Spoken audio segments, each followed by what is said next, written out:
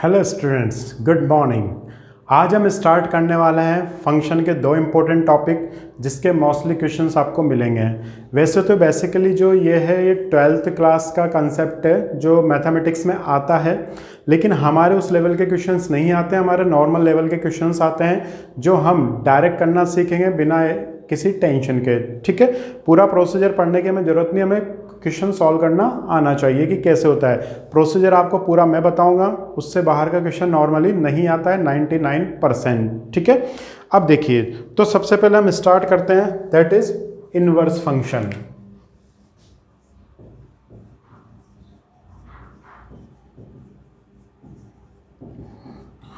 जिसको बोलते हैं हिंदी में प्रतिलोम फलन। ठीक है, लास्ट वीडियो में मैंने थोड़ा इसके बारे में डिस्कस किया था कि अगर फंक्शन 1 और ऑन टू होगा तो ही वो इन्वर्टेबल होगा। ठीक है, इसके लिए क्या कंडीशन है कि फंक्शन का 1 एंड ऑन टू होना जरूरी है। 1 का मतलब एक का रिलेशन एक से, और ऑन टू का मतलब सभी की प्री इमेज अवेलेबल हो। जैसे देखिए, मैं थोड़ा रिवाइज करा देता हूँ। 1 2 3 4 5 6 7 8। 1 का 7 से है, 2 का भी 7 से, 3 का 8 से, 4 का 6 से है। तो ये देखिए फंक्शन 1 1 नहीं है। क्यों? क्योंकि 1 की इमेज भी 7 है और 2 की इमेज भी 7 है, तो ये फंक्शन 1 1 नहीं है। दूसरा, ये ऑन टू है। क्या ऑन टू का मतलब? इस सेट की सारी प्री इमेजेस अवेलेबल होनी चाहिए। तो देखिए 8 की इमेज 3 है, 7 की दो इमेजेस हैं, 6 की 4 है और 5 की तो कोई इमेज ही अवेलेबल नहीं है। तो ये ना तो ऑन टू है ना 1 1 है। अब इसको मैं थोड़ा सा चेंज कर देता हूं। 1 2 3 4 5 6 7 8। 1 का 7 से, 2 का 6 से, 3 का 5 से, 4 का 8 से और ये 9। ठीक है, अब देखिए क्या ये 1 1 है क्या? तो देखिए 1 का रिलेशन 7 से है, 2 का रिलेशन 6 से है, 3 का रिलेशन 5 से है, 4 का रिलेशन 8 से है। इधर कोई भी रिपीट नहीं हो रहा, तो इसका मतलब फंक्शन है। और एक का रिलेशन एक से, सारे सिंगल सिंगल आ रहे हैं, तो इसका मतलब इट इज 1 1 फंक्शन, एक ही फलन, एक का एक से रिलेशन। क्या ये ऑन टू है क्या? 5 की प्री इमेज पूर्व प्रतिबिंब अवेलेबल है, 6 का भी अवेलेबल है, 7 का भी अवेलेबल है, 8 का भी अवेलेबल है, लेकिन 9 का अवेलेबल नहीं है। अब मैंने आपको बताया था कि इनवर्स के लिए ऑन टू होना क्यों जरूरी है। इनवर्स का मतलब होता है, अभी हमने किस में डिफाइन किया, ए से बी में। इनवर्स में हम क्या करेंगे? उल्टा करेंगे। बी से ए में, तो बी से ए में 5 6 7 8 9 1 2 3 4 लिखना पड़ेगा। तो 5 की इमेज, 3 की इमेज 5 है, तो 5 की प्री इमेज क्या आएगी? 3। 2 की 6 है, तो 6 की क्या आएगी? 2। 1 की 7 है, तो 7 की क्या आएगी? 1। और 8 की 4। ठीक है, लेकिन 9 का तो रिलेशन ही नहीं आया ना, तो 9 का रिलेशन नहीं आते ही तो फंक्शन ही नहीं होगा, क्योंकि फंक्शन की डेफिनेशन क्या है? सारे एलिमेंट का रिलेशन होना जरूरी है। तो बस इसलिए ये दोनों कंडीशन फुलफिल होना जरूरी है, एक एक ही और आच्छादक। हिंदी में, प्रॉपर हिंदी में इसको क्या बोलते हैं? एक एक ही और आच्छादक। 1 1 ऑन टू, इंजेक्टिव और सर्जेक्टिव। ठीक है, सर्जेक्टिव और इंजेक्टिव। ठीक है, वो आपको नाम मिल गए होंगे। ओके, तो ये कंडीशन होना जरूरी है। सेट का मैंने आपको बता ही दिया था कि सेट में इनवर्स कैसे निकालना है। जैसे 1 का रिलेशन 2 से है, किसी फंक्शन के अकॉर्डिंग ये कलेक्शन है आपके 1 2 3 4 5 6, तो ये तो एफ है, तो एफ इनवर्स क्या होगा? उल्टा कर दो। क्या? 2 1 4 3 6 5। ठीक है, लेकिन नॉर्मल फंक्शन जो आता है, जो फंक्शन की दूसरी डेफिनेशन थी जिसमें वेरिएबल्स होते हैं, तो उसमें कैसे निकालते हैं? मेन जो क्वेश्चन आते हैं वो आते हैं, सेट वाले क्वेश्चन आने के चांसेस थोड़े कम रहते हैं। अब वो क्वेश्चन कैसे करते हैं देखिए। y = fx, इसका मतलब क्या होता है? पहली बात तो अगर y = fx है तो इनवर्स फंक्शन को हम डिनोट करते हैं f इनवर्स x से। ठीक है, अब y = fx का मतलब क्या है? y विल बी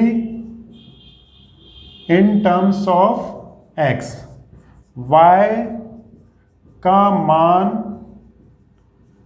x के पदों में होगा। ठीक है, अब अगर हम इसका उल्टा करेंगे तो उल्टा में क्या होगा? y का मान x के पदों में, तो f इनवर्स x में क्या होगा, x का मान y की टर्म्स में लाना है। इनवर्स के लिए क्या करना है, for f inverse we have to convert x in terms of y, x का मान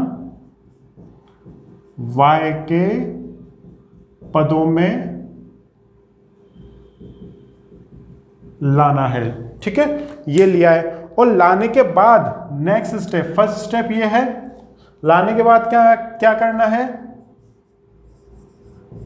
रिप्लेस y विद x। किस लिए, फॉर f इनवर्स x, इस x के लिए।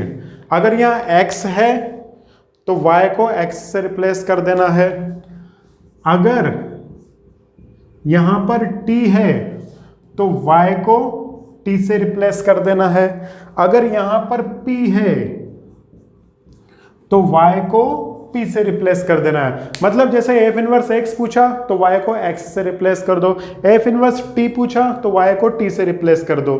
ये टर्म्स आपको ध्यान रखनी है। ठीक है, तो पॉज करके इसको नोट कर लीजिए, फिर इसको अप्लाई कैसे करते हैं वो भी हम देखते हैं। ओके, अब देखिए हमें करना क्या है, एक क्वेश्चन में ले रहा हूं सिंपल सा, उसमें ये प्रोसेस में बताता हूं, फिर हम इसको मिटा के थोड़ा अच्छे क्वेश्चंस करेंगे।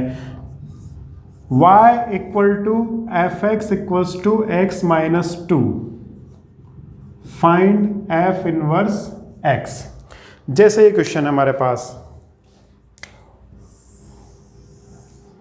ओके, अब इसमें हमें क्या करना है, y equals to f x equals to this है। अभी क्या बोला, y equal to f x मतलब y किसके टर्म्स में होगा, x के टर्म्स में तो है, सही है।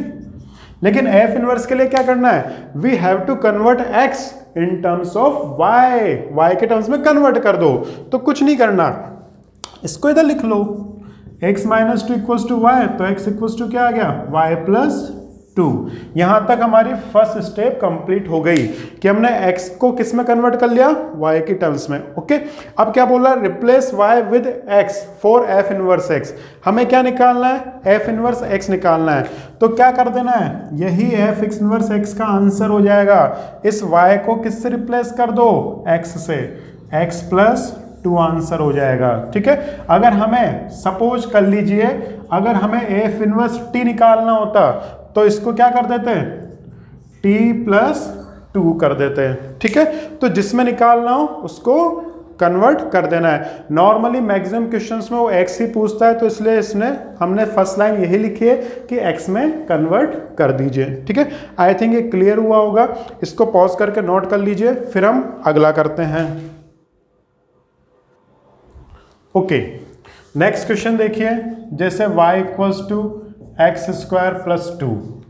ओके, तो इसमें एक तो फर्स्ट इसका डोमेन, ठीक है, दूसरा f इनवर्स x। तो डोमेन में क्या होगा इसका, बताइए, x की वैल्यू हम क्या क्या रख सकते हैं, कुछ भी रख सकते हैं ना। तो इसका मतलब डोमेन क्या हो जाएगा, ऑल रियल नंबर्स, मतलब minus infinite two plus infinite. Suppose करो इसमें रेंज निकालनी है, तो रेंज के लिए भी आपको क्या करना है, वही इनवर्स वाला प्रोसेस करना है। क्या, देखो, फॉर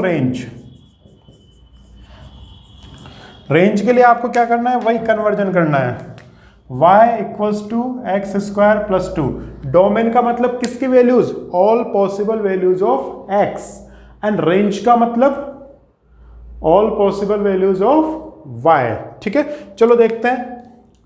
तो एक्स स्क्वायर की वैल्यू कितनी आएगी, y माइनस 2, तो x की वैल्यू क्या आएगी, रूट ऑफ y माइनस 2। तो y की वैल्यू हम क्या नहीं रख सकते, 2 नहीं रख सकते। क्यों, क्योंकि मैंने आपको बताया था ना, इनफाइनाइट 0 आता है, सॉरी y माइनस 2। अब देखो यहाँ कुछ ऐसी वैल्यूज है क्या जो रूट के अंदर नहीं होनी चाहिए, देखो, तो रूट के अंदर क्या नहीं होना चाहिए, जीरो तो हो सकता है लेकिन नेगेटिव वैल्यू नहीं होनी चाहिए। तो अगर ये डिफाइन होगा तो इसके लिए हमें क्या करना पड़ेगा, y-2 को हमेशा जीरो से बड़ा ही रखना पड़ेगा। तो y की वैल्यू क्या आएगी, ग्रेटर देन इक्वल्स टू 2। इसका मतलब जैसे ही आपने इसमें क्या रखा, इसमें आपने ऐसी कोई वैल्यू रख दी, कौन सी, जैसे 2 से छोटी रख दी, जैसे 1 रख दी, तो 1 - 2 कितना हो गया, -1। ठीक है, तो -1 होते ही क्या हो जाएगा, नेगेटिव नंबर का तो रूट कैलकुलेट होगा ही नहीं, तो उस कंडीशन में क्या होगा, इसका आंसर इमेजिनरी आ जाएगा। ठीक है, तो आपकी y की वैल्यू ऐसी नहीं हो सकती जो 2 से छोटी हो। तो इसका मतलब इसकी रेंज क्या हो जाएगी, इसको ऐसे लिखेंगे, या तो 2 to इनफाइनाइट ऐसे, क्लियर, या फिर आप इसको ऐसे लिख सकते हो 2, 3, 4 टू इनफाइनाइट। वैसे परफेक्ट ये है। ये वाला ब्रैकेट क्यों लगाया है, क्योंकि ये क्या है, 2 इसमें शामिल है। ओके, तो इसको पॉज करके नोट कर लीजिए। रेंज के लिए ध्यान रखना, y की वैल्यू डिफाइन करनी पड़ती है कि y में क्या क्या कंडीशंस अवेलेबल है, तो इसके लिए वही इन्वर्स वाला प्रोसेस है, x को y में कन्वर्ट कर लीजिए और y की कंडीशंस निकाल लीजिए। ठीक है, आई थिंक ये क्लियर हुआ होगा, इसको पॉज करके नोट कर लीजिए। अब हम देखते हैं नेक्स्ट इनवर्स। तो इनवर्स का पहला रूल, कन्वर्जन करो, तो x² + 2 = y, तो x² = क्या हो गया, y-2, तो x = square root of y-2। हमें f इनवर्स x निकालना है ना, तो हमें क्या करना पड़ेगा, y को रिप्लेस कर दो, किससे, x से, तो बस ये आंसर आ गया। ठीक है, आई थिंक ये क्लियर हुआ होगा। एक और देखते हैं। ओके, पॉज करके नोट कर लीजिएगा।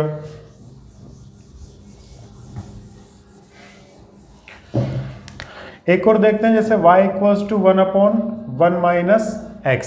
चलो इसका डोमेन भी निकालते हैं। तो डोमेन में क्या होगा, ये कब डिफाइन नहीं होगा, जब नीचे 0 आ जाएगा, और नीचे 0 कब आएगा, तो इसको 0 रख लो, 1 - x = 0, तो 1 = क्या आ गया, x। मतलब इसमें अगर हम x की जगह कुछ भी रखें कोई प्रॉब्लम नहीं है, लेकिन जैसे हमने 1 रखा तो 1 - 1 0, तो 1/0 क्या हो जाएगा, इनफाइनाइट, और फंक्शन डिफाइन नहीं होगा। तो इसका मतलब इसमें आप डोमेन में सब कुछ रख सकते हो, ऑल रियल नंबर्स, r का मतलब सभी वास्तविक संख्याएं, ऑल रियल नंबर्स, लेकिन किसके अलावा, 1 के अलावा, तो -1। ठीक है, तो ये तो क्या हो गया आपके पास, डोमेन। ओके, अब बारी आती है किसकी, रेंज की। तो रेंज भी निकाल लेते हैं। तो इसको उल्टा पुल्टा कर दो, 1 - x = 1/y, तो -x = 1/y -1, तो x = 1 - 1/y। तो देखो इसमें क्या क्या नहीं रख सकते, y की वैल्यू सब कुछ आ सकती है ना, लेकिन क्या नहीं आ सकती, वापस वही डिनोमिनेटर में 0 नहीं आ सकता। तो इसका मतलब रेंज क्या हो जाएगी आपके पास, सब कुछ, लेकिन किसके अलावा, अगर यहाँ 0 आ गया तो ये इनफाइनाइट हो जाएगा। तो y के प्लेस पर हम क्या नहीं रख सकते, 0 नहीं रख सकते। अब थोड़ा ध्यान से सोचो, अगर हम यहाँ 1 रखते तो 0 आता, ठीक है, और 0 रखते तो ये भी इनफाइनाइट हो रहा है। ओके, और वहां 0 1 रखने से भी इनफाइनाइट हो रहा है। तो ध्यान रखना, फंक्शन इनफाइनाइट होगा तो डिफाइन नहीं होगा। तो ये इनके रिस्ट्रिक्शंस हैं। अब बारी आती है f इनवर्स x की। अब f इनवर्स x के लिए क्या करेंगे, वही कन्वर्जन, 1 - x = 1/y, तो -x = 1/y -1, तो x = -1/y +1, माइनस को उधर भेज दिया। अब ऐसे नेगेटिव लिखना अच्छा थोड़ी ना लग रहा है, इसको ऐसे लिख लो, हो गया।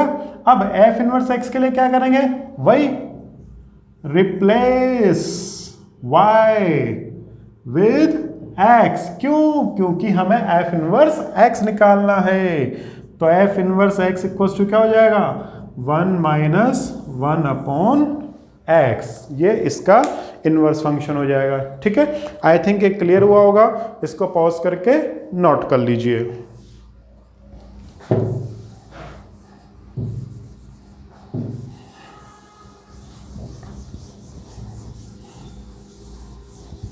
अब अभी तक हमने जितने भी क्वेश्चंस किए हैं सारे सिंगल सिंगल फंक्शन के किए हैं। अब हम दो फंक्शन को मिक्स करने वाले हैं, that is known as composite function. उसको क्या बोलते हैं?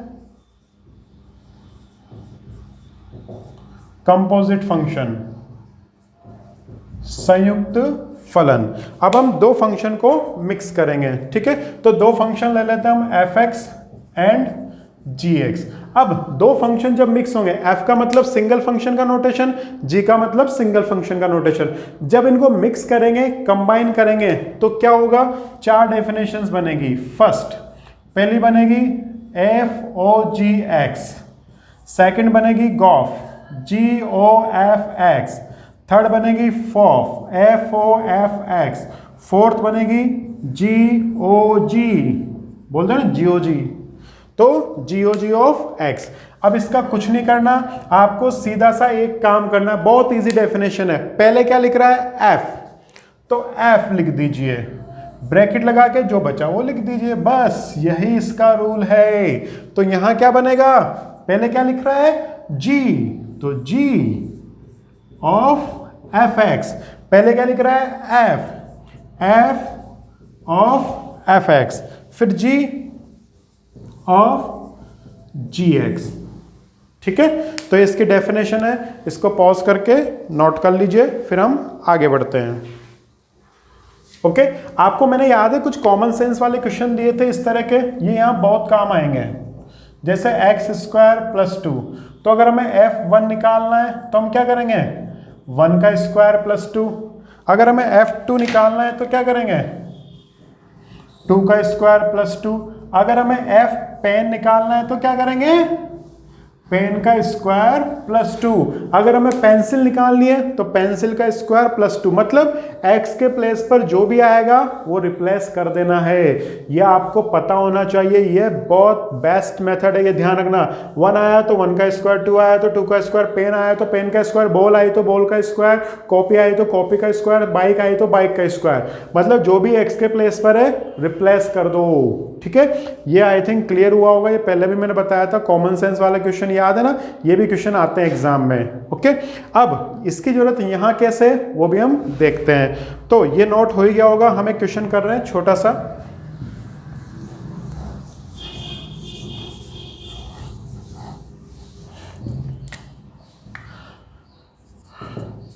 If f x equals to x square and gx equals to x plus 5, find first GOF, second fog, third FOF, fourth GOG। ये चारों मैं बताऊंगा, इसके अलावा मैं नहीं बताऊंगा, फिर आपको ही करना है, ठीक है। अब देखिए, इसमें ध्यान से समझना, बहुत इजी है। फर्स्ट कर रहे हैं हम GOF, GOF x। तो अभी थोड़ी देर पहले हमने पढ़ा था, जो पहले लिख रहा है उसको लिख दो, बाकी में सिक्योरिटी लगा दो fx। अब देखो fx कहीं देखा देखा नहीं लग रहा आपको? fx तो गिवन है, हाँ। fx की वैल्यू कितनी है? X square. तो fx जब पता है तो वैल्यू पुट कर दो, तो g एक्स स्क्वायर। अब किसका रूल चलेगा? पहले f का रूल चला था fx, अब किसका रूल चलेगा? g का। अब ध्यान से समझना, g का रूल क्या है? x plus 5। अब वही देखो ध्यान से, यहाँ 1 था तो 1 का स्क्वायर, 2 था तो 2 का स्क्वायर, पेन था तो पेन का स्क्वायर। वापस सुनो, यहाँ x है 1 है तो 1 प्लस 5, 2 है तो 2 प्लस 5, 3 है तो 3 प्लस 5, पेन है तो पेन प्लस 5। और अगर x स्क्वायर है तो क्या होगा? x square plus 5। बस हमारा आंसर आ गया, ये ध्यान रखना, बस कुछ नहीं करना। वापस देखो, g ऑफ एफ एक्स, जी पहले लिख रहा है, एफ एक्स को ब्रैकेट में लगा दिया। अब एफ एक्स की वैल्यू तो हमें पता है, रख दी। अब किसका रूल चल रहा है? g का। g की डेफिनेशन क्या है? x है तो x प्लस 5, 1 है तो 1 प्लस 5, 2। आप खुद भी ऐसे ही सोचना है, कुछ नहीं करना। जो मैं बोल रहा हूं ना, आपके लिए बोल रहा हूं। कभी भी कंफ्यूजन हो तो मेरी तरह 1 रखो, 2 रखो, 3 रखो, फिर पेन रखो, फिर पेंसिल रखो, कुछ भी रखो। 1, 1 plus 5, 2, 2 plus 5, 4, 4 plus 5, pen, pen plus 5। तो एक्स स्क्वायर प्लस 5, बस आंसर आ गया, ठीक है। पॉज करिए, फिर हम सेकंड पार्ट करते हैं, फॉग। ओके, अब हम सेकंड पार्ट कर रहे हैं, फॉग। ये ध्यान रखना इंपॉर्टेंट है। तो इसकी डेफिनेशन क्या बनेगी, एफ पहले जीएक्स के लिए सिक्योरिटी। अरे जीएक्स तो देखा देखा है ना, ये रहा। चाहो तो समझने के लिए अभी मैं लिख रहा हूं, लेकिन आपको तो वर्किंग करनी नहीं है। तो जीएक्स की वैल्यू क्या है, x+5। अब किसका रूल चल रहा है, एफ का।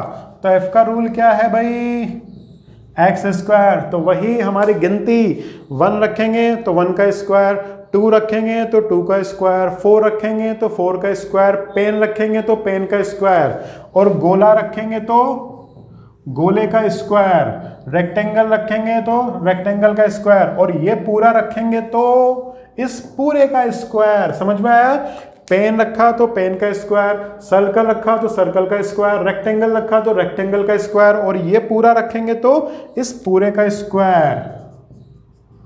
तो बस आंसर आ गया। ठीक है, आई थिंक ये क्लियर हुआ होगा, नहीं हुआ तो आप पूछ लीजिएगा दोबारा। ओके, पॉज करके नोट कर सकते हैं। Okay, next third, FOF। तो F ब्रैकेट में fx। अब तो डायरेक्ट कर दे, fx की डेफिनेशन क्या है, x²। अब वापस fx लग रहा है, तो वही 1 रखा तो 1 का स्क्वायर, 2 रखा तो 2 का स्क्वायर, 3 रखा तो 3 का स्क्वायर, पेन रखा तो पेन का स्क्वायर, और एक गोला रखा तो इस गोले का स्क्वायर। तो आंसर क्या आ गया, x⁴।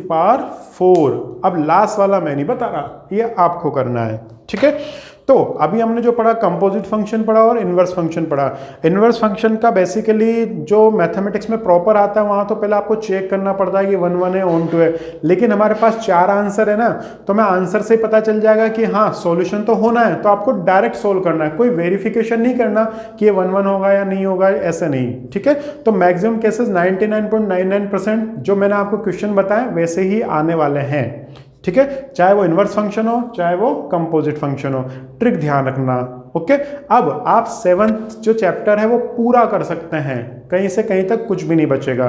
ठीक है, जहां भी डाउट आए आप डाउट पूछिए, आराम से क्वेश्चन के साथ पिक भेजिए, मैं सॉल्व कर दूंगा। अगर आप कहीं लगता है कि आपको समझ में नहीं आया सॉल्यूशन, तो आप मेरे को कॉल कर सकते हैं। ठीक है, ताकि मैं आपको पूरा कॉल करके एक्सप्लेनेशन कर दूंगा। मिस कॉल मार दीजिएगा, मैसेज करके मैं कर लूंगा कॉल। ठीक है, तो आज की क्लास हम यहीं ओवर करते हैं। Thank you.